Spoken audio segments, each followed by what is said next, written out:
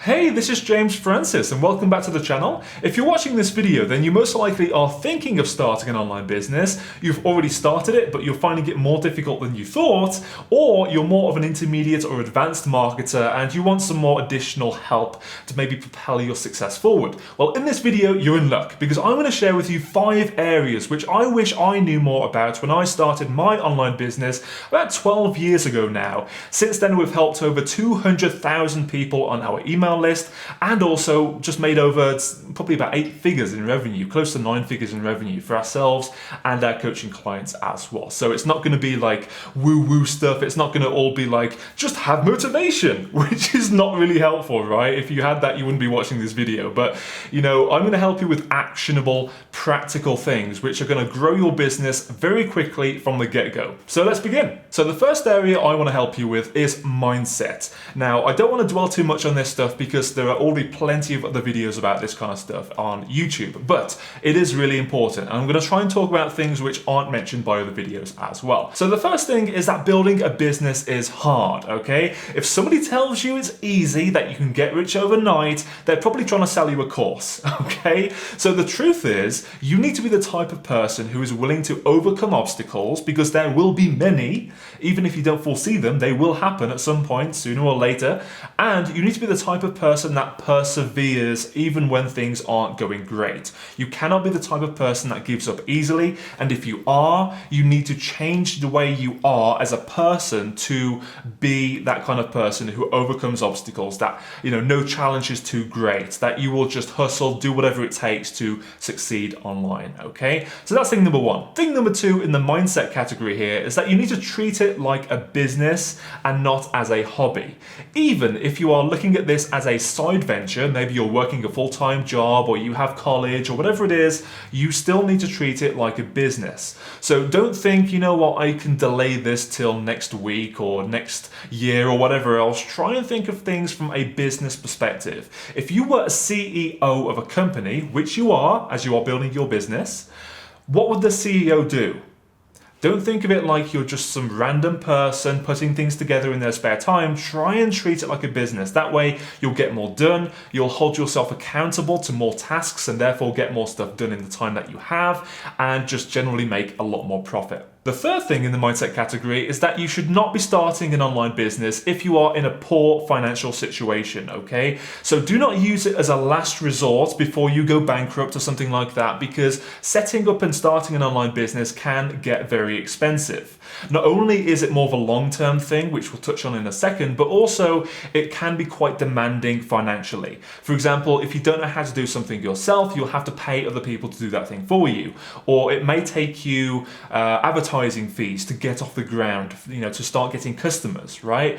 And there are always expenses that come up out of nowhere, which you cannot anticipate. So building an online business as a way out of a bad financial situation is not the best way to go. A better approach would be to get a part-time job or a full-time job to pay your bills and then invest some money from that job into your online business, instead of living off of savings, living off of credit, and then your situation snowballing out of control if things don't go to plan the first time around. The next thing is that you should always be focusing on the long term, okay? Because if you focus on the short term, you're going to get disappointed when things don't go to plan the first time around, when it takes longer than you thought, and it's just generally a depressing experience. So instead, it's so much happier for you and so much better for your mindset and your life in general to look at this as a long-term investment in yourself, in your time, in your effort, and everything else in between. So that way, when you're working on things, try to set a reasonable deadline, but fully expect that things may take longer than you think. And look at this as you would going to college for a 3 or 4 year degree, in that it might take you a few years to get the thing off the ground, to get profitable, and to start getting enough customers and clients where you're in a net profit and can then start scaling and growing the business. The next thing is that you should always be learning. Now, when I first started my business about 12 years ago now, I didn't have a clue what I was doing. I was making it up as I went along, and I would get to a point and I thought, oh, I don't know how to do this. And then I'd have to learn how to do that thing before I could progress the business.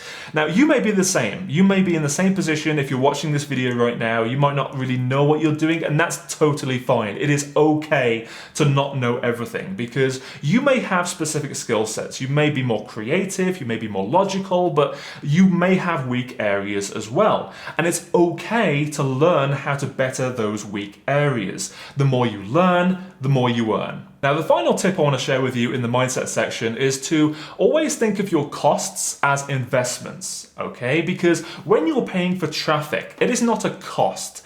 It is an investment in acquiring customers so you can make a profit. As an example, if you're buying equipment, let's say a video camera, that's an investment in videos which could gain you popularity, gain you authority status, gain you more customers, clients, and ultimately profit. So try not to think of costs as a cost. Think of it like an investment in yourself and your future results. Okay, so that's the end of the mindset section. Hopefully you enjoyed it. Go ahead and give the video a thumbs up if you're enjoying it so far. And of course, don't forget to subscribe if you want to see more of these videos. Anyway, on to the next stage, which is product.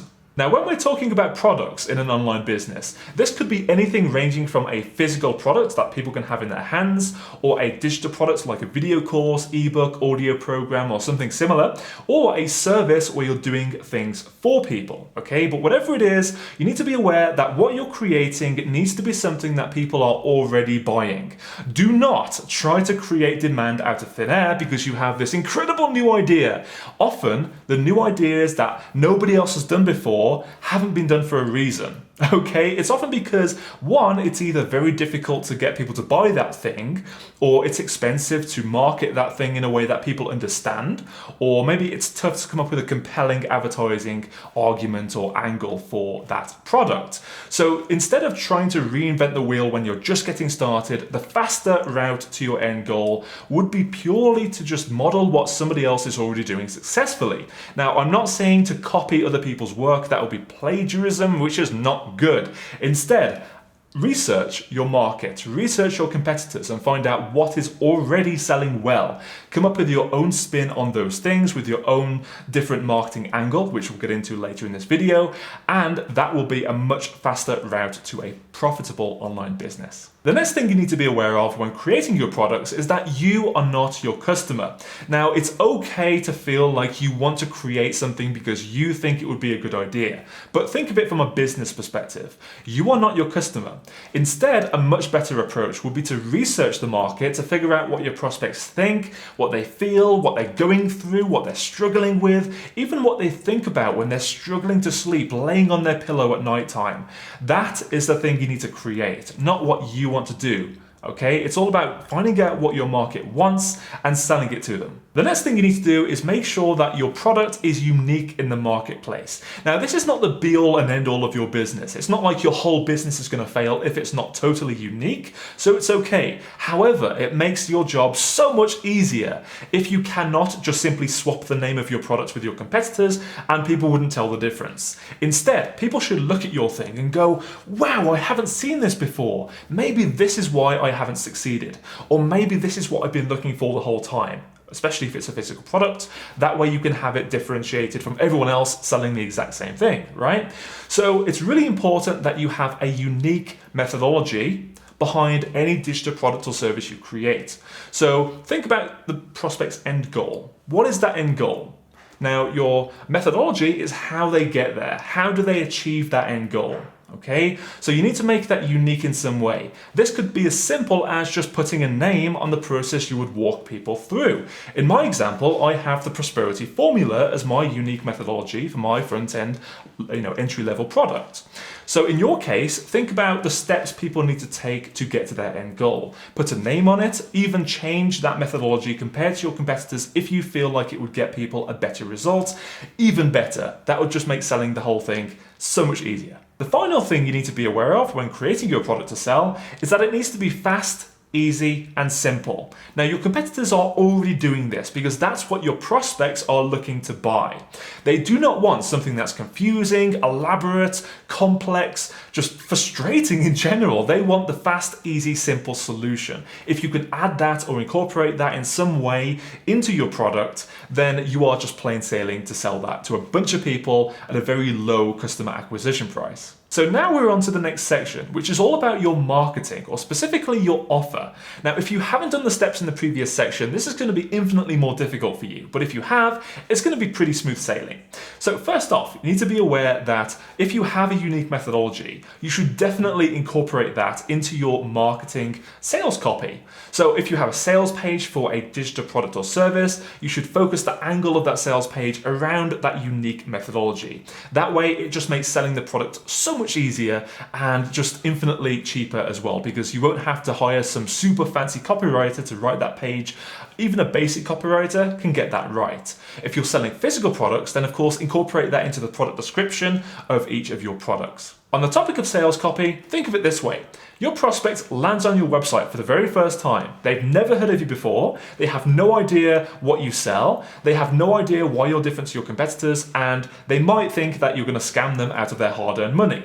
Well, how do you overcome that? With a good sales copy, of course. Now, if you're selling a physical product, this will be the description of that product. If you're selling a digital product or service, this will be the sales page which sells the product or service. So sales copy is essentially salesmanship in print. It's how your product is positioned to your prospect, and usually it evokes an emotional reaction within your prospect, not a logical one, but an emotional one to get them to feel like they want your stuff, that it's the ultimate solution for them. For example, with a weight loss solution, you could say this specific type of product has specific enzymes which does all this weird scientific stuff to help you lose weight, but ultimately, people don't care about that. People want to be able to go to the beach with a bikini or whatever and feel good about themselves, to feel confident and whatever else. So sales copy would, evoke those types of reactions that they're going to feel good about themselves for once, if that's something they struggle with, as an example. So sales copy is everything. Bad sales copy can really harm your sales, of course. People aren't going to buy your stuff. They're just not going to be compelled to buy it. And if you have good sales copy from a good copywriter, or you learn how to do that yourself, you're going to make a whole bunch more profit, and it can literally make or break your business. The next thing is overcoming a big misconception when it comes to starting and growing an online business, and that is having qualifications, credentials, or authority status. The truth is, you don't need them. Most people think that, you can't run an online business, you can't coach people, you can't do consulting, you can't teach people how to do anything unless you have qualifications in that area. The truth is, I don't, but it doesn't matter, because my prospects and my clients and my customers pay me because of my life experience, my real world value. Equally, you could have amazing qualifications, but you could be a terrible coach. You could have never helped anyone ever before, and therefore you would be a bad investment for your prospect. So think of it that way. People care about the results you can get for them. If it's a digital product or service, of course. If it's a physical product, then they care about the ultimate quality of the product, right? But with a digital product or service, you may think, I can't do this until I have a qualification. I'm going to delay it 6 months until I go through college with this, or whatever it may be. Don't do it. Just get some real world experience, even help people for free to get some testimonials first, get some proof of your ability to help people, and that way you can massively speed up your progress in your business. The final major thing when it comes to your product is that you should price it low compared to what you think it's worth. Now, this may sound counterintuitive because you may want to price your product super high, that way you can earn more money, that way you can laugh your way to the bank, right? But often that's not the case, because it's all down to what your prospect is willing to pay based on their perception. Okay, their perception of the value of your product is going to be different to yours because you've invested all this time, effort, money, blood, sweat, and tears into the product. They haven't. It's all about what they're willing to pay. Still liking this video so far? If you are, go ahead and hit that thumbs up button to show me that you like the video, and also go ahead and subscribe below this video just to make sure you never miss a future video. Now, on to the next section, which is all about your advertising. First, don't fall for traffic scams which cater to vanity metrics. Now, this may sound complicated, so let me break it down for you. You should be aware that there are sites like Fiverr.com and other alternatives as well, which have services for like $5 or $10, which will get you your first 1,000 subscribers in 24 hours or less for that super low price, or to get your first 10,000 Instagram followers for $15. Woohoo! So if you could do that in real life, it would be incredible. But the reality is all of that traffic is going to be junk automated traffic just to increase those vanity numbers. Now, doing this can actually be against the guidelines or terms of service of most of these types of sites, including those on your email list. And of course, if you're sending emails to all of these bots, it's not going to go down well with your email provider. So don't do that kind of stuff. Instead, if it's too good to be true, it probably is. So, how do you acquire customers in your online business if you're not falling for those traffic scams? Well, there are two ways you can go about this. The first way is to use free traffic methods, such as ranking your website very highly in search engine and search result pages to get people to click through to your website when they search for your chosen search term. Another way is to write articles and get them featured on major publications and so on, right? So basically you're investing your blood, sweat and tears into those methods instead of money. The second approach is to use paid advertising, which is stuff like Facebook ads, Google ads, and so on. Now, obviously, the free traffic methods are often appealing to a beginner because they're free, but keep in mind that you will be working significantly more with those methods than you would be with paid advertising, because you're having to invest your time, effort, and everything else into those things. So I prefer, personally, to have a reliable and scalable way to acquire customers, which is what you can get from paid advertising. So typically, we focus on Facebook ads in our online business purely for the fact that it's scalable, it's reliable, and we always get good results from it, which honestly, I can't be bothered to sit down all day writing articles until my hands bleed, because I would prefer to just not put my customer acquisition to chance. I prefer to have a reliable system to acquire the customers instead of just crossing my fingers and hoping for the best. The next thing is that if you do learn how to use Facebook ads or some other advertising network and you master it and you become really good at acquiring customers that way, be aware that you will most likely only break even on the front end product. In other words, the first products that you sell to people. This is because of the cost of advertising. That cost needs to be absorbed somewhere, right? And typically that is your first products that you sell to people. Instead, the profit comes from the upgrades or the upsells, as marketers call them. And this is essentially like you buy one thing and then it's like, hey, would you like to buy this other thing? And then you have another one and another one, up to usually a maximum of 3. Any more than 3, people start to get a bit frustrated. They start to lose their train of thought and forget why they even bought from you in the first place. And it just becomes a bad experience for the customer. Some people even do less than 3 as a maximum. In our experience, in our business, for ourselves and our clients, we've found 3 to be the sweet spot where, between profit and, happiness from the customer.